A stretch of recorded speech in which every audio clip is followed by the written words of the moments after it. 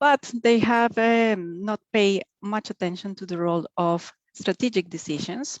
What is true still now is that women are choosing majors that have a lower earnings potential than men, and that these major choices strongly predict gender wage gaps among college-educated workers. So the focus of this paper would be to study strategic decisions. And the reason to do that is because maybe the context in which you are applying for college may make a difference in what you end up taking as a college major. So for example, in many countries, what you see is that college slots are assigned using a high stakes exam, and this is the only way to get admitted. In the US, maybe you have recommendation letters, other grades, but in many countries, because it's the easy way to select good applicants, it's just one exam. There may be capacity constraints. This is especially true for developing countries where the good universities, the high quality institutions do not have a large number of slots for everyone. So these two factors create high competition for slots. There's a branch of the literature finding that women tend to underperform in high stakes exams. And this could be because of many reasons, but basically relative to lower stakes situations, think of the grades that you usually obtain in a course in high school. When you have to take an important test, there has been found that the performance decreases, even though you can perform well in these lower stakes situations. When you have a high stakes situation, women tend to perform worse.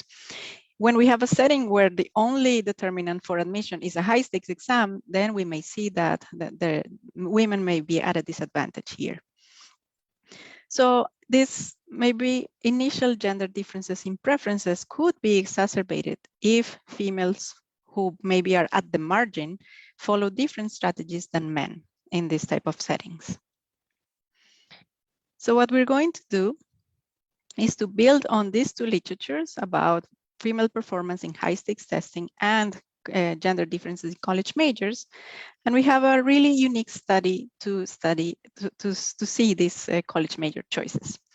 So we have data from students applying to the largest public university in Colombia for the 2020 first semester admission cycle, where over 42,000 applicants competed for less than 3,000 slots, which gives us an acceptance rate of about 7.1%. This could vary a lot by majors. So for example, the majors like medicine that a lot of students would like to enroll in have admissions rates of about 2%. So this is harder than getting into a PhD in many cases. The slot assignment is based on the performance in the exam, as I mentioned earlier, but also on the choices made by other applicants. For example, if you have a good score, but other people who also want the major that you want have better scores, you may be left out of the major that you want. And we are focusing on marginal students. How we define marginal students? This is those who just missed the cutoff for their preferred major. So here, suppose you want to study medicine and you obtain a high score, but maybe it's a little bit below what you needed. So what we are going to see is, what do you choose? Some people may choose nursing, some people may try again. This is the type of responses that we are looking to see. And the two main research questions are whether these strategic decisions affect the college major choice gender gap, and also what are the consequences of these choices. So as a preview of the results and also the main contribution, we are uncovering strategic decisions as a main channel explaining gender differences in college major choices and also the gender pay gap. And this is based on the previous literature, which emphasizes the role of students following their tastes as the main reason why they choose the majors that they end up choosing. And in our setting, we are going to show that marginal men and marginal women do not differ substantially in the preferred majors that they are going before they take the exam. But what happens when after they take the exam, women who are marginal end up with worse off majors in terms of earnings potential, And we see that this could be a new dimension explaining occupational segregation and the gender pay gap. So let me tell you a little bit more about the setting if there are no Catalina, questions. a quick Yes, question. Jared. So I mean, I guess the argument is that when there's this high stakes exam, you might see this difference in allocation to majors. But is it so different than what you see when it's based on other metrics of ability or like other screening mechanisms? Like, for what do you have in mind? Like, I mean, so there's high stakes. So I guess part of the argument was that there's this one high stakes exam and that women might do worse on this and this will affect where they go. But I mean, in many other cases, I mean, with the MCATs, for example, or for medical school, or, you know, getting into a lot of college majors require high stakes exams, or if they don't, they require just longer sustained effort, which wouldn't it, does it lead to the same outcome as what you have, like the distribution of majors in other places that you find in Colombia? So in Colombia, you usually need an exam, maybe not necessarily this exam that I'm studying, but in many countries, you need just one exam. And this research that I mentioned before, what it has found is that even though women get better grades in like the academic subjects in high school, they perform worse, better grades than men, they perform worse than men in the high stakes exam. So if you're looking at grades, like high school grades as this continued effort, they are doing well at that. Is the exam, that something happens in the exam and they don't perform as well. The question here is, does this lower performance affect what they end up getting and how they, what strategies they follow when choosing what majors, what college majors to pursue? I don't know if that answers your question. Yeah, no, I was just curious about the in places where there's not this high stakes exam, if the distribution of women going into these majors is the same as what you see in Colombia. So I don't know many settings where you don't have, so because for example, the US, they don't only need the exam, the SAT or ACT, but they also have recommendation letters, maybe some grades. So there's a composition of different things. So what I want to say is the weight of the exam itself is lower. But I don't know of any research comparing this. I think that would be a good, Or just some statistics. yeah, I don't know. yeah, some statistic. Looking at the distribution of majors in Colombia versus other places. No, yeah. Yeah, so I'm not claiming that women go for the exact same majors than men go to or prefer, because that's not the case. But I'm going to show you in a few slides that at least in terms of the selectivity of the majors, it's not that women are going for easier majors than men. And still they end up with worse options because of this mechanism for allocating slots and their strategies. But yeah, thanks for the question. So to talk a little bit about the setting. So we have college entrance exam at Universidad Nacional de Colombia. As I said, this is the largest public university in the country. And one of the features that is very attractive to students is that tuition is subsidized.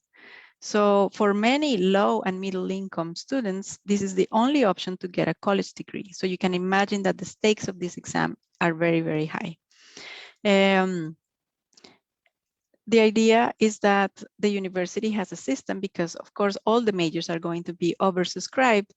It needs a system to allocate college slots, which is characterized by there is a fixed number of slots that the university determines prior to every admission cycle. And as I said before, the only admission criteria is this score in the college entrance exam that is graded on a mean of 500 and a standard deviation of 100. Admission is very, very, very selective. Most majors require to score above 1.5 deviations above the mean. And suppose that you enroll in a major with the idea of changing to the major that you really wanted later on.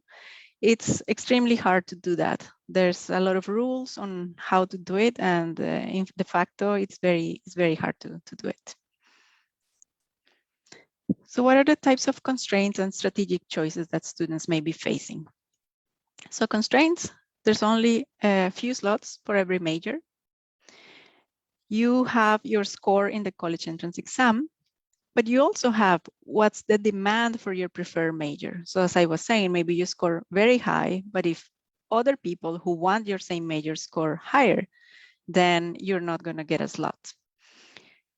The idea here is that you first register for the exam, and then at that point, you said what's your preferred major, your true preference.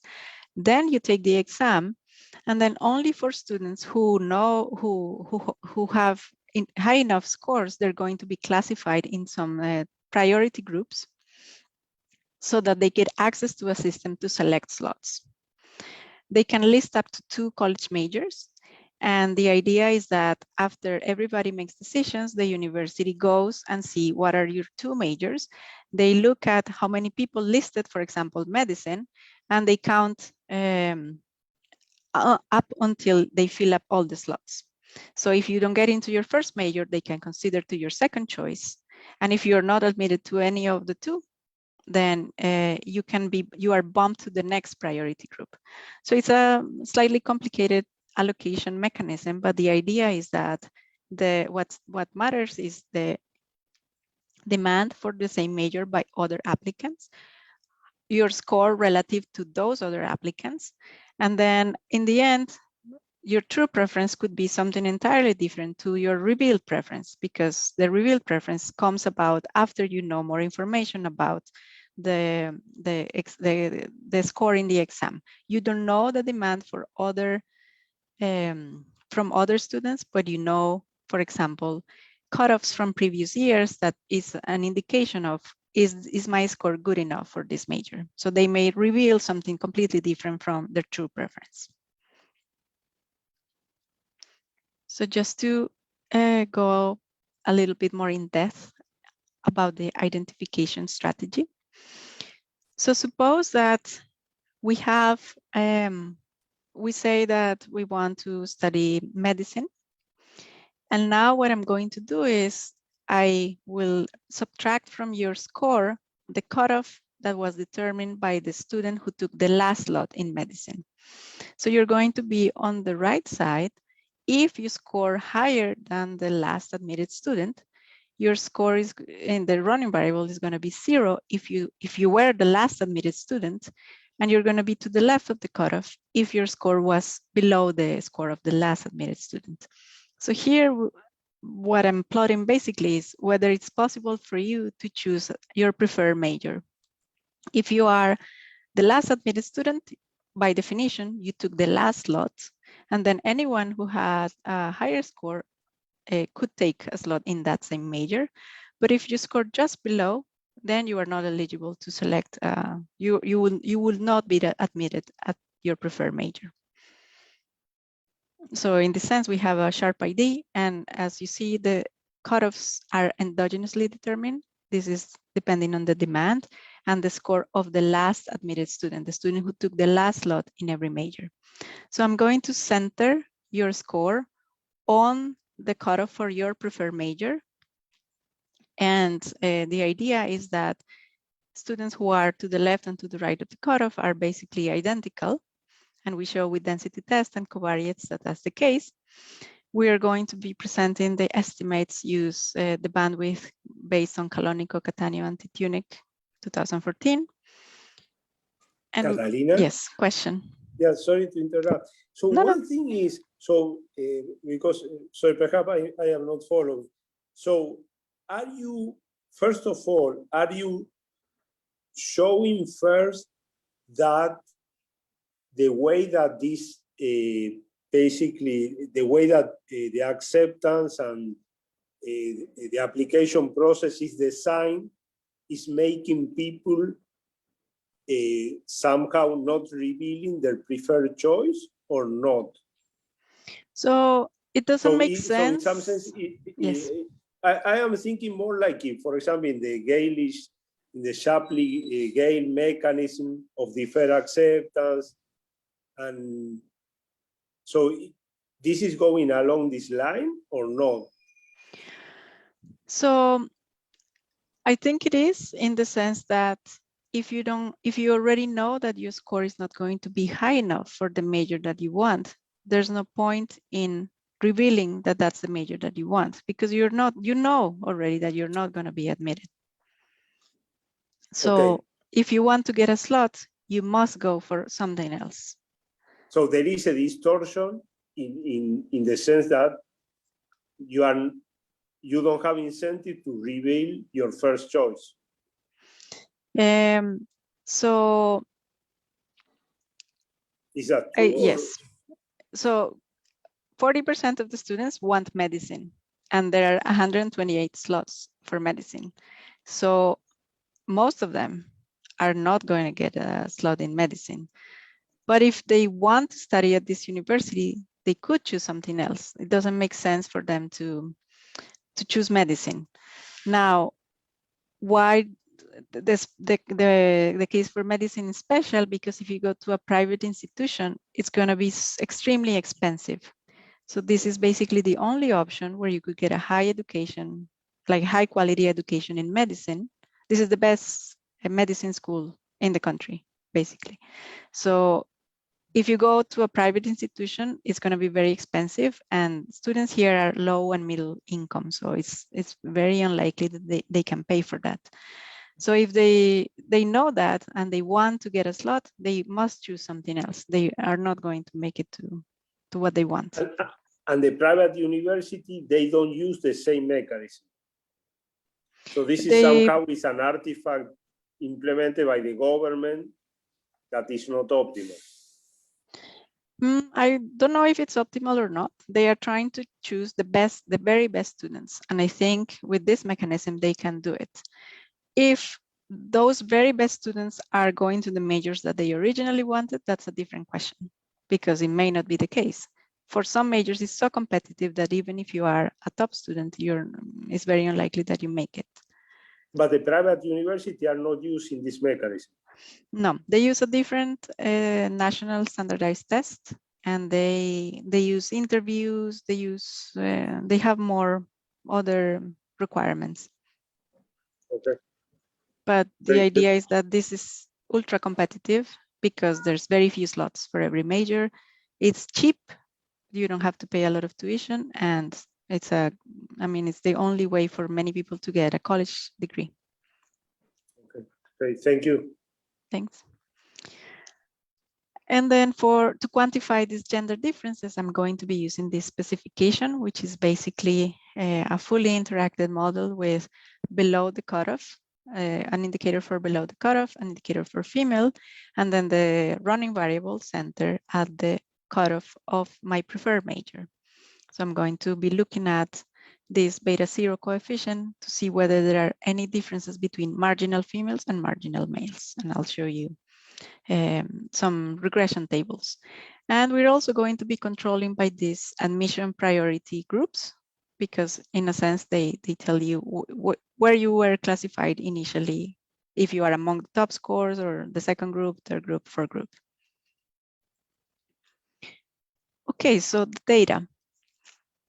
So I have two different sources of data, or rather three. The first one is administrative data, where we got access to this rich administrative data set from the universe of university applicants for this 2020 first semester admission cycle. And we can follow them in 2 additional admission cycles, which are like basically up to now. When they register for the college entrance exam, we get information such as sociodemographics, their true preference, high school they attended, graduation dates, etc. We also know their performance in the test, including the overall score by component, whether they were admitted and to which major. And for the groups of applicants who are assigned to these priority groups, we get the revealed preferences, what they listed as first and second choices. Publicly available information, the university has a website where you can check the number of slots offered for every major and also the historical cutoffs for every major. So with your score, you can check if this is good enough for the major that you want. The cutoffs don't change very much across semesters. So this is a good proxy. And we also have the Ministry of Education conducts a survey of recent graduates at this university, but also at other universities. So for every major, we get the salaries and the fraction of females that are in each major. Experimental data. So this is ongoing. And we are using it basically to look at mechanisms behind the different strategies followed by men and by women. We are going to be able to survey the same applicants that are in our data sets. So I think this is a quite unique opportunity to go back to the same people who we see in the administrative data set to do some experiments on them. And so this is going to be about 1.5 years after the administrative data was collected. And most of the students are going to be enrolled at this university, as we will see. The survey is going to be administered by the National Directorate of Admissions. This is not ourselves, but we are building the survey and they are going to be administering it. And it's going to be online, unfortunately, because of COVID. Everything is happening online right now. So we expect to be ready in late May or early June to collect the data. So let's go into some descriptives and the results. So here you can see the cutoffs, the relationship between the cutoffs and the admission rates. The admission rates are calculated using the number of slots over the number of students who said at the registration form, in the registration form, that they wanted each major. So for example, here's medicine. You see that it has a very low admission rate of about 2%. And the cutoff for that semester, the 2020 first semester, was a little bit above 750. Remember, the exam is graded with a mean of 500 and a standard deviation of 100. So this is above 2.5 standard deviations above the mean. There's this mechatronics engineering, which has an even higher cutoff, but there are 25 slots only for this engineering. The other thing that you can see in this table is the fraction of women applicants, with blue, the majors having a higher share of female applicants, and red majors having a low share of female applicants. And what you can see here is that there is a lot of overlap between the blue and the red. Maybe the exception is these engineerings, which we know that tend to have a higher fraction of men intending this major, but there doesn't seem to be like a completely separating pattern of women intending certain type of majors and men completely different majors. So now we're going to look at these RD plots. And the idea here is that we calculated whether your preferred major is in the top quartile of admission rates, meaning it's one of the hardest majors to get in. So what we see here is that we have the RD estimates and the standard errors below in all the graphs, so you can see the statistical significance. And we see that between 40 and 50% of all students, males and females, intend a highly selective major. And this doesn't vary across the discontinuity and between men and females. So with this, we saw that they are not going for very different majors. And here we see that 40% of them are going for the most demanded majors. And there is no difference between males and females or around the discontinuities. So what is the first strategy that women follow? So they tend to diversify. What does it mean to diversify? If they are a little bit below the cutoff, they are going to be listing a larger number of majors than women to the right and then to men. So men who are around the discontinuity list about 1.5 majors. Remember, this is after you take the exam, you are classified in a priority group, and then you can list up to 2 majors. And they list on average 1.5, and there's no difference to the left or to the right of the discontinuity. With women, what you see is that just to the left of the cutoff, they even list more than 2 majors. How can this happen? Well, if you list 2 in your priority group and you are not admitted to any, you can go to the next priority group and list majors again. So it's possible to list more than 2 actually. And this is statistically significant for women. So the difference is about 0.5 more majors for marginal women relative to women who are just above the cutoff, and is statistically significant.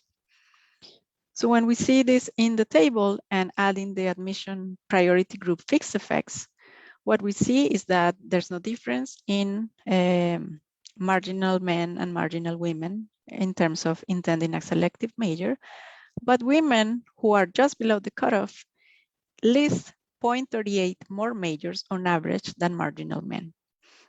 So they are diversifying, probably in a way to guarantee that they can get access to a slot in a different major. So remember, if you are just to the left of the cutoff, by definition, you cannot get access to your preferred major, but you could get access to something else. And what they're doing is that they are listing more majors so that they may have the chance to get a slot in some other major, less preferred major. Okay, one quick question. What Yep. on the art? Okay, so on the last slide. This one? Yeah. So you're listing. So this is all the majors, right? So you have the Yeah. threshold. Okay, so it's not just the top majors. It's for all majors. Yeah, all majors. Okay. All right. Thanks. Okay. Okay.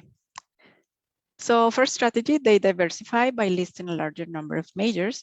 Second strategy, they seem to be less likely to retake the exam than men. So this university has a college entrance exam every semester. So if you don't get in this semester, you could take it next semester. And there's actually stories or anecdotal evidence saying that some people take the exam 6 times, 7 times, many times. They can spend years trying and trying and trying. Instead of retaking, this is what they do. So in the first admission cycle that we observed them, you see that women who are just below the cutoff, around 60% of them are likely to enroll in a less preferred major. Whereas for men, this is about 40%. So there is a big difference in the types of strategies that they are following, with women rushing in to get a slot in any other major that is not their preferred major, while men are more likely to wait. And we have some evidence for that. On the right of the discontinuity, we see that about 80% and 70% of the females enroll in a major. It could be their preferred one, it could be something else. What happens when we look at them 1 year later? So they could take the exam again, and by now we can see them enrolling. And what you see is that this difference, which was this line, which was down here at 0.6, is now super close to the 0.8, which is the average for women who are above the discontinuity. And this line that was down here at 0.4 is now up here at almost 0.8. So it looks like over time, what they do is they try again. Of course, there were more males who didn't take a slot, who didn't enroll. So they are taking the exam again, and they managed to enroll in a major. The question is, did they manage to enroll in their preferred major?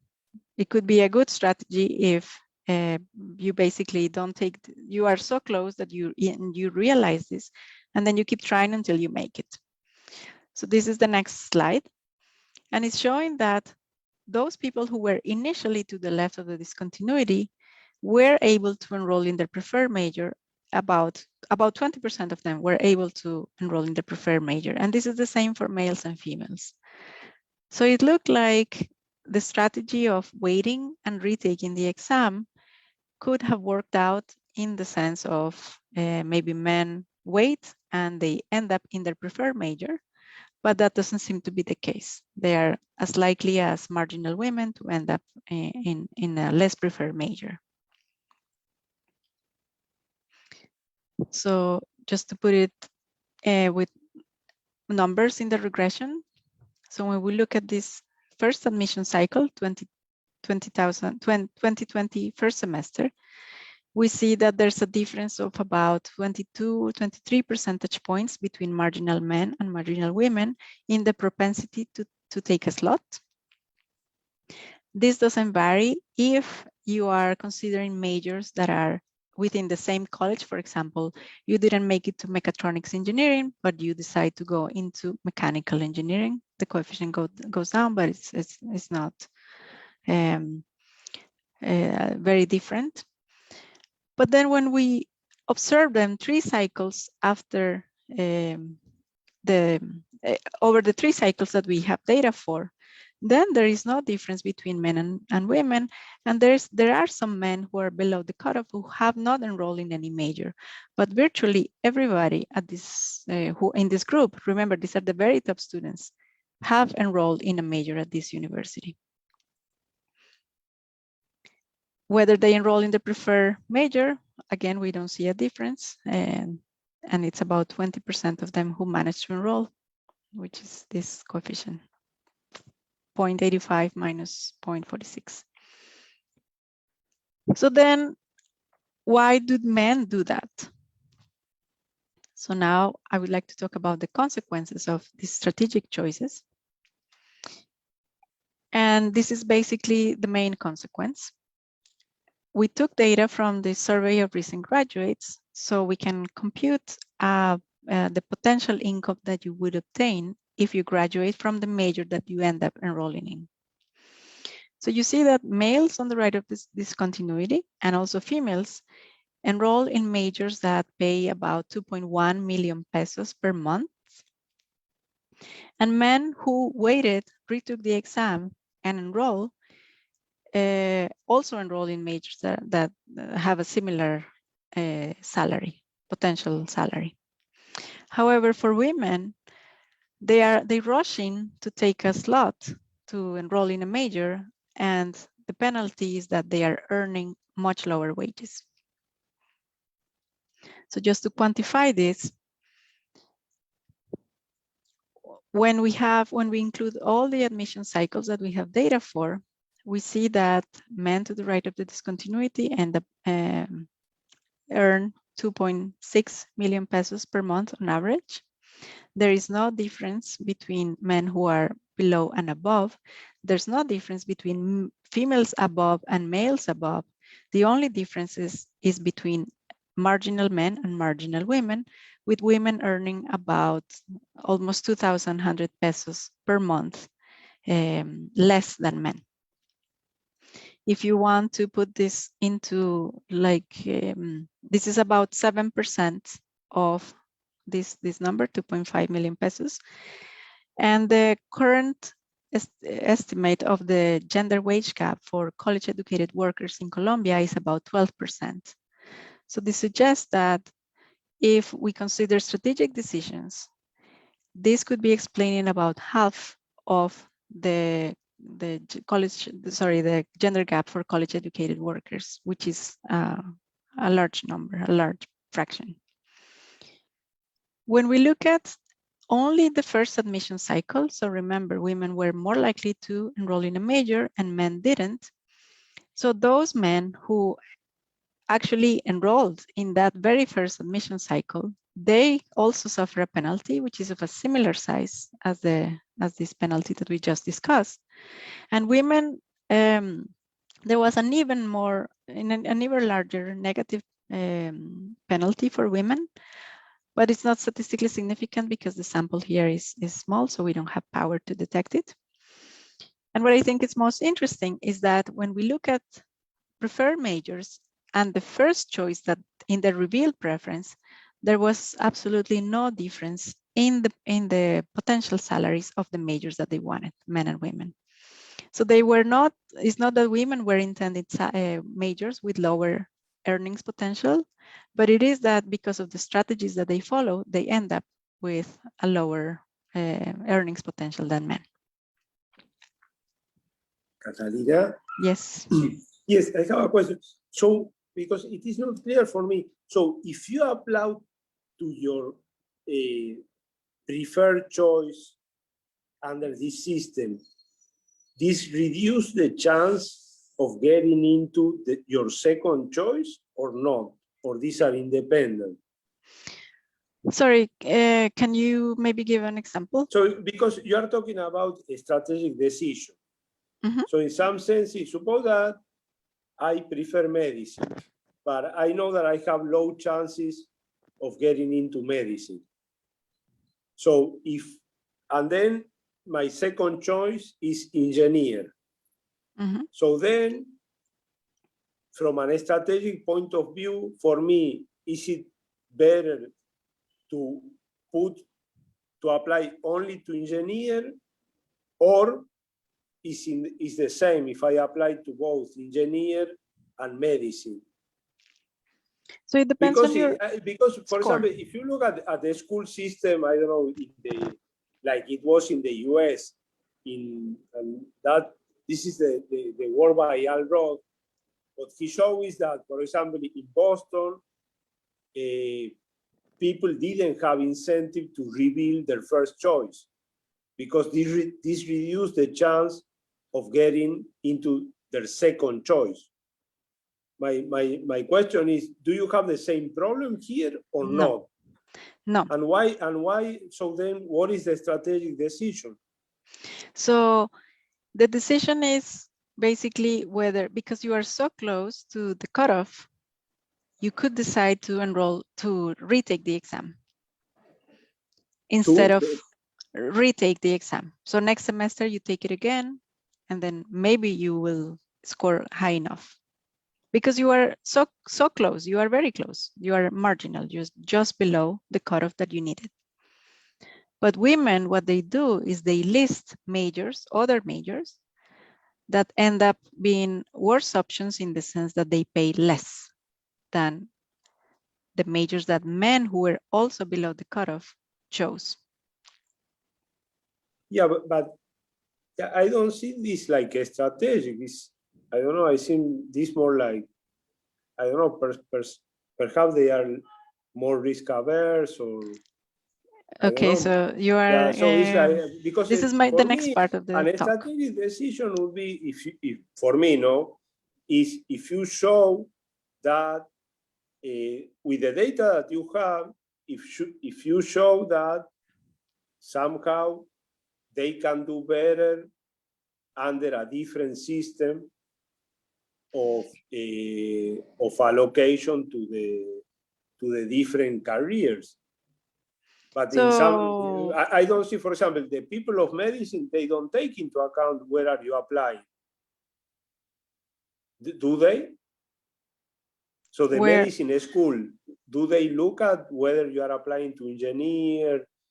So no. It's like the allocation system is like it's centralized. I don't see this as an strategic choice. It's more like, again, in fact, I see like very competitive, no?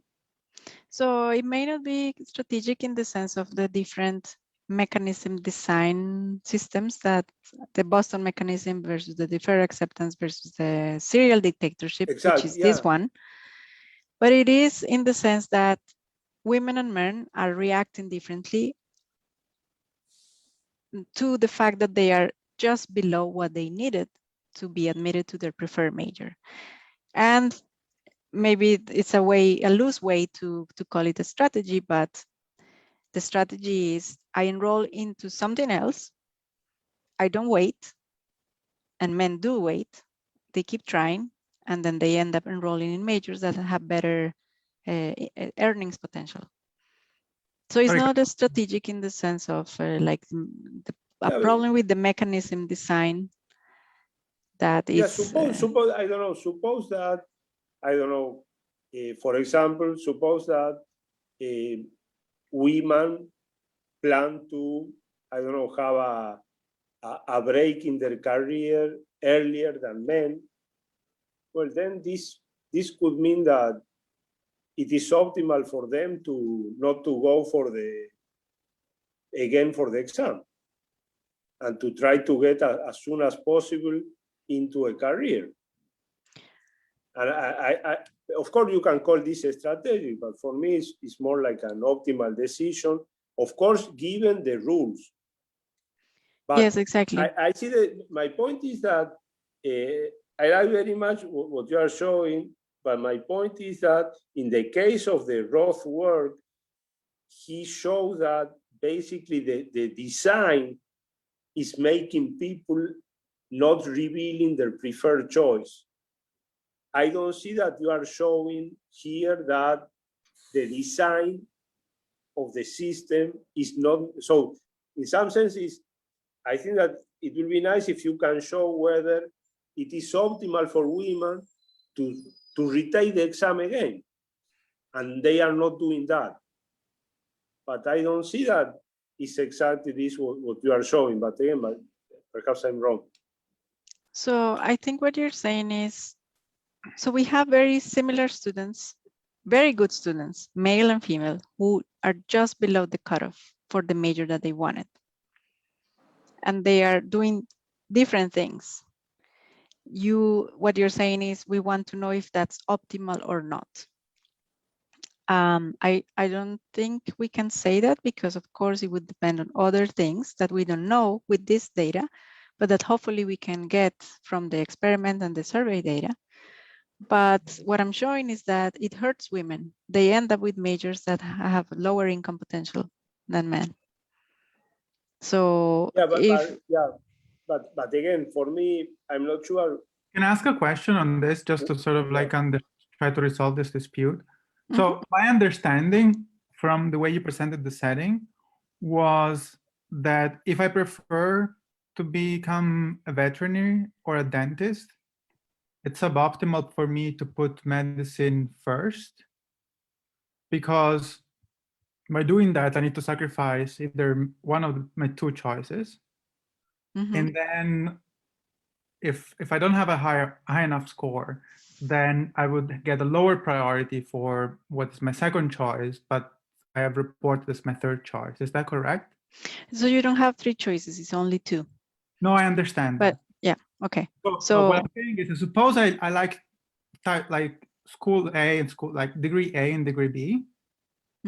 But for whatever reason, because there is like society says that medicine is better, I put medicine first. Yeah. Right? By doing that, I am sacrificing my chances of getting my second choice because I bump second to third. And then because I only have two choices, I see. I lose my priority for the second choice. Yeah, so your third one, it's not even observed to the university. Yes, but then like you were saying, like, I mean, if you don't get any of the first two, then you get bumped to lower priority and you can name again two choices. Yes, but by the time you get into the system, a lot of majors are going to be gone. Yes, that's what I'm trying to get at. Exactly. But so what really matters for what you report are your expectations of your score and how others will do. And if you're underconfident, you might not report your true preferences. Yes, exactly. Well, I think like you saying to Julio that it's not a strategic decision is not correct, but also Julio saying that, so it's kind of like, you know, it is a strategic decision and people can misreport their preferences because of how the system. So he was saying it's maybe risk aversion. And I agree, there are many potential explanations that I want to get in the last 10 minutes. Okay. Yeah. But the word strategic, maybe for someone looking at the mechanism design literature, could be a little bit misleading. But I feel these are different strategies. Like you are not choosing what you really want because you are strategizing what to choose in order to get a slot. But yeah, okay. We can discuss more, but maybe let me move to the next part, which is exactly what we were talking about. And I'm excited about running these experiments. And so I wanted to share the design and like what it is that I'm thinking here that could be important. So as Julio was saying, this could be risk aversion. Women are more risk averse or tend to be more risk averse. So they just, this is basically the result of that. It could be something about what it means to be just below the cutoff. Maybe I attribute this to I am not good enough. This is a measure of my ability, or a reflection that I'm not good. And then why would I retake the exam, for example, whereas men can say, oh, I had a bad day, or the exam was wrong, whatever, some external attribute. Could be also differences in information, wishful thinking, overconfidence. I don't think it's possible to separate these three, but the idea is that maybe men end up choosing more, choosing differently because they are confident that they can make it, whereas women are less confident and they choose something else. These kids are young. They are on average 17 years old. So you may think that parental expectations or gender norms could matter. Something that I think we can rule out is differences in outside options. We saw that virtually all the students were enrolled by the time we saw them last semester. So they are really enrolling in this university. So it's not that they are considering other options. So what is the survey and experiment design? So what I thought was, we can make them take, for example, some sort of IQ test.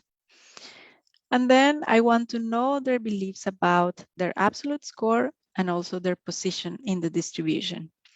The idea is that this is a test that I have conducted with students at the University of Michigan. So I have thousands of responses, so I can know exactly which scores correspond to which percentiles. And this belief elicitation, non-incentivized, could be assign probabilities to be in above the 95th percentile, between the 19th and 95th, 85 to 90th, 80 to 85, and then less than 80. The idea is that when you assign these probabilities, it sums to 100%. So how can we see risk aversion, for example, here? So as I was saying, there are gender differences in risk aversion documented. And regarding college majors, I see that there are two types of risks. First is the risk of not being able to enroll at all. For example, if you list majors that are maybe out of reach, you may end up without a slot. And that's probably why women tend to diversify and list more majors. And then there's the other risk of, if you retake the exam, you may end up obtaining a lower score, and then you are not even able to enroll in the major that you can enroll now. So to see if this could be, maybe this risk aversion could be something explaining the decisions that they make, I'm going to try to simulate a little bit these two types of decisions that I think are behind, risk aversion is behind in what we see. So one is having monetary payments for guessing the percentile in the distribution versus a safe option. And then the decision on whether to retake the IQ test if the payoff decreases if you score worse.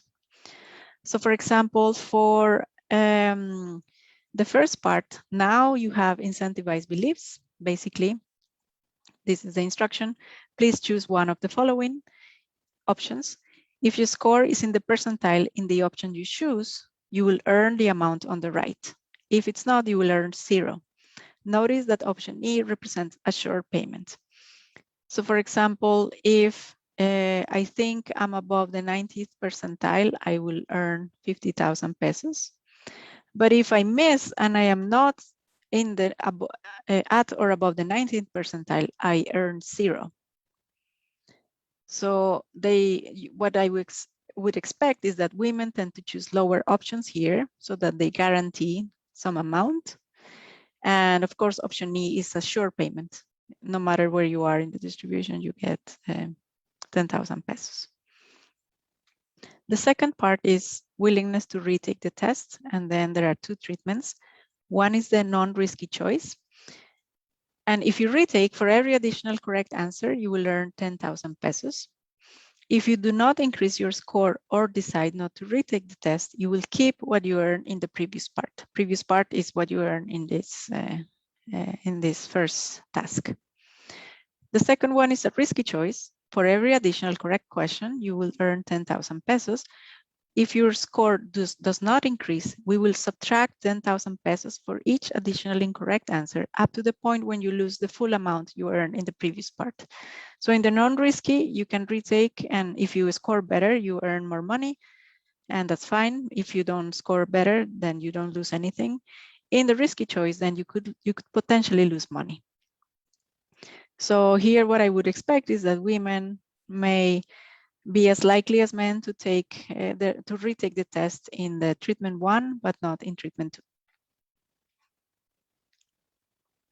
So if you have any input on whether this sounds like a good idea for risk aversion, to test risk aversion, then that would be great. Then yeah, the difference there, yeah. sorry, the difference there will be that the stakes are very different from the real exam. Yeah. Yeah. Yes, I think that is really impossible to to simulate, because in the other case, the stakes are basically, do I get a college education or not? Which is like, can change your whole life. Here is about monetary payments that I mean, I can pay them. I don't think I can pay them a lot of money. The university, I don't think they would like to give 1 million pesos to students as part of participating in this. But if I can see that there are differences in what men and women choose, I think this would be good evidence that there's risk aversion involved in these decisions. Yep. Okay, so updating asymmetry attribution. So the idea here, and I need to find a good citation for this, is that I think this is mostly for psychology. Women tend to attribute setbacks to own ability, while men tend to attribute them to external factors. So here I'm going to give them a setback, which is, for example, imagine you are not above the 95th percentile, but you are in the 92nd. So I will give them feedback. Your score was just below the 19th percentile. And then I will have a survey question. I believe I was not able to score above the 19th percentile, 95th percentile, because this test shows I am not that smart. I am having a bad day today. Some of the questions were wrong or unclear. I would need to practice more to improve my score, and then other. The idea being, if this is potentially explaining why women do not retake the test and just conform with other less preferred options, they would be more likely to choose option A, that this is about my ability, this is a reflection that I'm not good, and then why waste time retaking the test. And then I will ask them, do you want to retake this test if you can score to see if you can score in the 95th percentile? So that would be the way to approach updating asymmetries or attribution. Then information wishful thinking overconfidence. I think I actually have some evidence from the administrative data that helps rule out, but you will tell me if you agree. And this is whether they list their preferred major. So I think this is going back to Julio's question. Some people do list their preferred major, even though they may not get in. For example, if you are very far from the cutoff, there's still over 20% of people listed in one of the two options. But what I was expecting is to see like large differences between males and females. For example, if they're overconfident, maybe you see a larger fraction of them listing their preferred major relative to women, but this look very similar. So I don't think this is what's going on. In any case, I'm going to be asking some questions about where they get their information from, etc. And then the last one, parental expectations and gender norms in the last 2 minutes or 1 minute before concluding. These are just survey questions because I don't think we can do much more than this in an experiment. To what extent do you think your parents influence your decisions regarding education? Then I will give them a hypothetical situation about not being able to enroll in their preferred major. And then what do they think their parents will advise them to do, and what would they most likely do? And How likely would it be that you follow your parents' advice on what to do if you were not admitted to your preferred major at Universidad Nacional? Gender norms, basically, what I'm thinking here is maybe women think that they need to start college immediately after graduating from high school, that they don't, it's not good that for you to take a gap year, for example. Being disappointed at themselves and parents if they were not admitted. Boys are naturally better at math than girls. It is okay to conform with what one has instead of pursuing a dream. So again, here I would like to see some gender differences. If you think of other hypotheses or mechanisms, it would be interesting to know. And then a conclusion in the last minute. So we are uncovering this new channel explaining gender differences in college major choices. We show that marginal women follow two different types of strategies or like paths. One is diversification by listing a larger number of college majors. They enroll in a less preferred major in the first admission cycle, and these strategies are costly. And the cost is about 7% of potential earnings, which is about half of the gender gap for college educated workers in Colombia. And this behavior could be perpetuating the gender pay gap and occupational segregation. And more importantly, we show that this is not determined by unconstrained preferences, their true preference, but that these effects are magnified by this type of strategies that they follow. So I see that Pablo has a question, so please unmute yourself. Yes, hi, how are you, Hi. Catalina? Good, thank you. Awesome. So the system is very similar to the one in my country. I am from Costa Rica, and the system is regressive in the sense that people that comes from private high schools have a better opportunity to get into these universities, especially the public ones in Costa Rica work in this way. So private high schools tend to prepare their students in a better way to do all these exams and enter the public university in Costa Rica. So my question here, and it's almost like a further exploration or review experiment, is to see if these problems are being faced only by public students that are joining this public university, because my prior is to think private high school students, women from private high schools are not facing these problems so much as the ones coming from public institutions. And also what happens in my country is people tend to join to a second major in order to get to the first choice major from inside the university by grades of excellence and that kind of stuff. So yeah, I don't know if you have any of this information in your database, because I think it would be really interesting to see a difference between private and public institutions students. Yes, so I think so the second question is whether they can change majors. It's super hard. I talked to the admissions office last week and they were like, no, this is basically, for example, medicine, which is what everybody wants, they don't open transfer slots. So it's not even possible to transfer. Yeah, in Costa Rica it's really hard as well, but people, they still try it. For example, one of my best friends, she entered to pharmaceutical studies when she wanted medicine, and she ended up getting into medicine after a year of trying to enter. But yes, so that's still a question, because I think people still do it because they have high hope of entering the first major they choose by prevailing under only 1 year in the one they didn't want in the first place. So yeah, I asked the university because this data exists, so I can take a look, but they said it's really no one changing. It's very, very few. And here we have about 3,000 students, so it's very like minimal the amount that could change. But what you may be interesting is, do women have a different perception on how easy it is to switch majors once you're in? And maybe that's why they just take whatever they get first and then with the intention of moving. I can ask this in the survey, and that's the plan. And then for public and private, it's I completely agree with you, especially maybe also for college, preparation courses for this exam. As you can imagine, there's a lot of businesses preparing students for this exam because it's everybody wants to get in. So people who do this type of courses may have more money because they can afford them, and also a higher likelihood of getting in. So that's definitely something that you can look at in the data. Awesome. Thanks. Thank you. Thank you. Yeah, Horacio.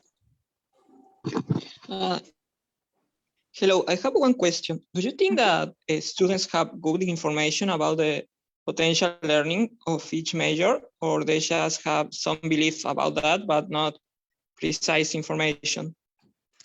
I don't think they have precise information because, to be honest, before this survey, I didn't even know what would be. Maybe they have a rough idea of if you go into statistics, you're going to make a lot of money. But many students don't even know what statistics is. But medicine, for example, it's a good, the pay is good.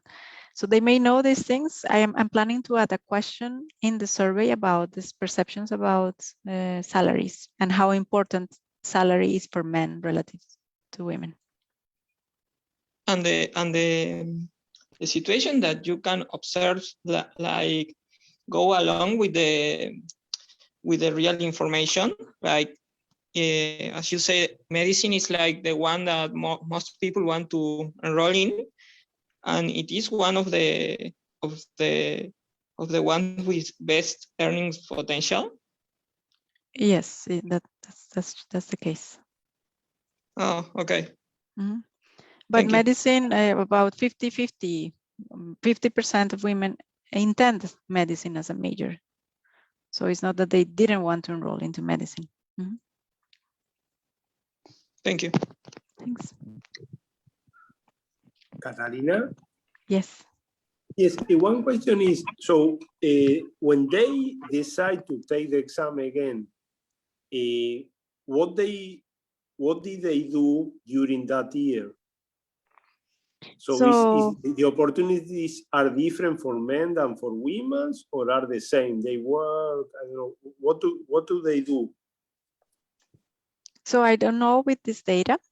I hope I can ask this in the survey. Some students, but I wouldn't dare to say what fraction of them, enroll at some private institution or the vocational institute. SENA is like a vocational school, while they try again and again. So if they don't manage to get in, they are still working on some other education or some other degree. Others could take these preparatory courses because, especially if you are marginal, getting a little bit more of practice could really pay off. So for some people who can afford these courses, they can take those courses. But a lot of the people in the sample, they already graduated from high school. So it's not students that are full-time students and in high school and they are taking the exam. This is post high school. But there is nothing to believe that this could be different for men and women. No, I don't think so. I mean, there's the gender norms in Colombia. It's not that men should be getting education while women should stay at home. I don't think that's the case. Yeah. But there are areas there are some differences for parents, like. Sorry, I couldn't hear the question. It was never in Colombia. Is it not? I'm just curious whether there is any evidence that, at least in rural areas, there might be some preferences from parents where like they're willing to invest more. Probably, but students from rural areas, unlikely that they get into this university. Yeah, it's very, very unlikely. So you were thinking about, you were asking before, like on 2 slides before, like whether there's another story. Mm-hmm. I mean, one that is probably a combination of 1 and 3 is some form of preference for competition. Like you might hate taking the test, just like competitive activity. So like if you really hate it, like you don't want to do it again. And like we know that like women tend to shy away from this kind of tournaments. Mm-hmm. I mean, I'm not a believer that this is conceptually different from a combination of 1 and 3, but there are some people that do believe that. So competition, they are already self-selected into competition. What you're saying maybe is to continue in competition. Yeah. And that's especially after a setback. There is research showing that if you perform badly in a competition, you are or a woman does not perform well in a competition or loses a competition, she is less likely to choose to compete again. So Yeah, that but testing itself is a competition, right? I'm sorry. And what I mean is that the testing itself is a competition. Exactly. So they are already self-selected into competition. I think what you're saying is, after you fail, do you compete again? By basically going, taking the exam again and entering this competition again. That's Right, but plausible. even independent of failing, if you have like some, I mean, you're going to have some convex preferences, and at some point, the additional competition is going to be such that it's going to be more painful if you dislike it than Exactly. the first one. So even if you don't fail, like, I mean, I mean, if you at baseline dislike it, you're going to dislike it even more. Yeah, I agree with you. I can try to ask some question regarding this in the survey. I don't think of any better way to do it. But yeah. Hi, Antonio? Catalina. Hi. Hi, I just have a question. So when they retake the exam, does their previous score get disregarded? Yes, every time you take the exam, it's a new world. Okay, so that could like disincentivize them to write it again if they got. Exactly. That's why in the risk aversion treatment in one of the treatments I have, if you score less, you lose money. Right. Okay. Thank you. Yeah, thanks.